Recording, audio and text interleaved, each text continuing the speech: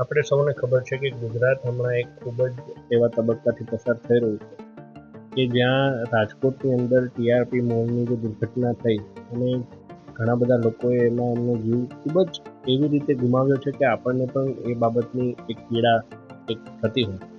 ત્યારે ભારતીય જનતા પાર્ટી એ જનતાની વચ્ચે રહેતી પાર્ટી હોય છે. એમના માટે ચૂંટણી મહત્વની નથી હોતી, પરંતુ જનતાના જે સંવેદનાઓ છે એ પાર્ટી માટે ખૂબ અગત્યની હોય છે. અને કોરોના કાળ હોય કે કોઈ પણ કાળ હોય, કોઈ પણ ગુજરાત ઉપર આવતી આપત્તિ હોય, એમાં ભારતીય જનતા પાર્ટી લોકો સાથે ઊભી રહેતી પાર્ટી છે. ત્યારે આગામી ચૂંટણીના પરિણામોની અંદર ગઈકાલે આપણે જે એક્ઝિટ પોલ જોયા, એમાં પણ ગુજરાતની અંદર તમામ કમળો ખીલવા જઈ રહ્યા છે.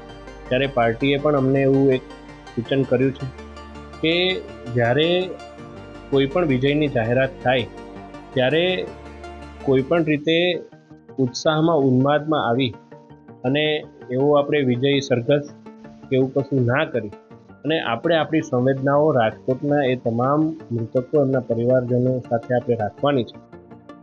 હું આપના માધ્યમથી વડોદરાના પણ સર્વે કાર્યકર્તાઓ અને સર્વે મતદાતાઓ, ત્યારે તમામ લોકોને, મારા મિત્રોને અને મારા પરિવારજનોને, મારા સમાજના લોકોને હું આપના માધ્યમથી પણ હું વિનંતી કરું છું કે જ્યારે પણ 4મી તારીખે ચૂંટણીનું પરિણામ આવે ત્યારે કોઈપણ પ્રકારના હારતોરા, મીઠાઈઓ વેચી, ફટાકડા ફોડવા, ડીજે, ઢોલ, નગારા એ બધી બાબતોને આપણે બાજુ પર રાખી અને ખૂબ જ સાદાઈથી મારે આપના માત્ર ને માત્ર આશીર્વાદની જરૂર છે.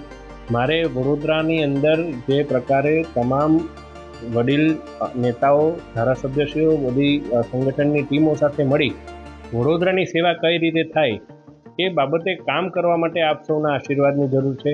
તો આપણે સૌ એ દિવસે હનુમાનજીને યાદ કરી, પ્રભુ શ્રી રામને યાદ કરી અને રાજકોટના તમામ એ જે પીડિતો છે, જે મૃતકો છે, એમને संवेदनाओं, एमने श्रद्धांजलि આપણે સૌ એમને આપીએ. अब खबरों से लगातार अपडेट रहना हुआ आसान।